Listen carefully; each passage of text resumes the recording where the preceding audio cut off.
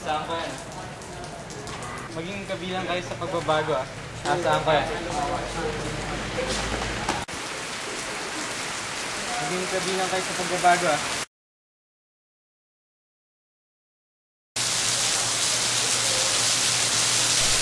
Kuya, ano po yan? Ito? Ang mga flyer na ito ay binibigay ko para mahikayat ang mga kabataan katulad mo na makakontribute sa pagbabago. Ako sa anyo pala. Oo, ito.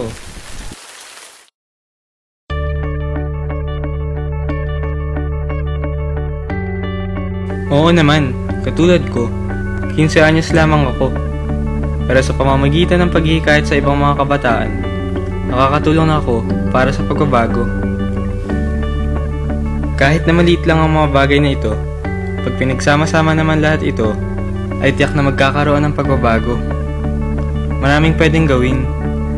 Maraming iba na nagsisikap upang magbigay ng karangalan sa bansa.